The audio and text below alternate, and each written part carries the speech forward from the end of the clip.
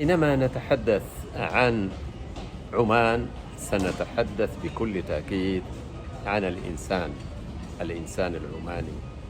وحينما نتحدث عن الإنسان العماني سنتحدث عن أشياء كثيرة جدا: الكرم، الجود، التراث. هذه الأشياء قد نجدها في أماكن مختلفة من العالم، ولكن في عمان قد تختلف تماما عن باقي البلدان. شكرا لأهل عمان، شكرا لكل من كان معنا في رحلة المحبة والسلام، شكرا لمن كان معنا في تنظيم هذا البرنامج لزيارة الأماكن. وما أجمل الأماكن وما أجمل تلك الأماكن التي توقفنا عندها. هناك أماكن تحتاج إلى وقت طويل جدا، وهناك أماكن مررنا بها مرور الكرام. فتحيتي لكم يا أهل عمان، عمان السلام ودهشة المكان. وهكذا انتهت رحلتنا إلى سلطنة عمان بعنوان عمان السلام ودهشة المكان. ومساكم الله بالخير أبو يوسف حبيبي. بالخير أبو محمد. ما هي انطباعاتك وانطباعاتكم جميعا عن رحلتنا إلى سلطنة عمان؟ جئنا لسلطنة عمان لنرى المكان، ولكن وجدنا الأخلاق. وجدنا أهل الكرم والشهامة، وغمرونا بكرمهم وحسن الضيافة. رحم الله والديهم وجزاهم الله خير، وبارك الله لهم في بلادهم السعيدة. بلاد سلطنة عمان تو أمان، السعودية وعمان. نحن سعيدين نتعرف على أرض ووطن وناس، كل ناس خيرين طيبين.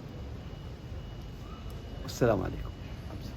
أهلا وسهلا أبو محمد. والله جئت إلى عمان، هذه أول مرة أجي، وكان في بالي إني أبغى أشوف محلات، أماكن جميلة، ولكن وجدت أن الشعب اللي يحفون بكرمهم هم أجمل مما يكون أجمل من الأماكن اللي كنا نسعى إليها. الله شكرا لهم جزيلا من القلب. أبو محمد، أولا أنا أقدم جزيل الشكر لك أنك ضميتني في الفريق هذا وجيت معاكم، أعطيتني الفرصة أني أجي. وزي ما سمعت أنا كثير من العمانيين، سمعت كثير عن العمانيين، لم ألمس هذا الشيء إلا لما شفت بعيني الآن.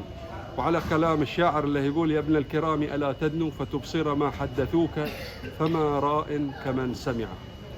رأيت بعيوني وشفت عن الكرم والجود والطيب في هذا الشعب الكريم. ما أقدر يعجز الكلمات أني أوصفهم وأقول عنهم شيء غير أن أهل جود وكرم وطيبة. مشكورين، نشكرهم جميعا. إذا وصلت رسالتي هذه لهم أقدم لهم جزيل الشكر نيابة عني وعن أهل بلدي وعن جميع المملكة العربية السعودية. شكرا جزيلا. ما شفت إلا الطيب والأخلاق في العمان، وانصح الكل يزورها. شكرا.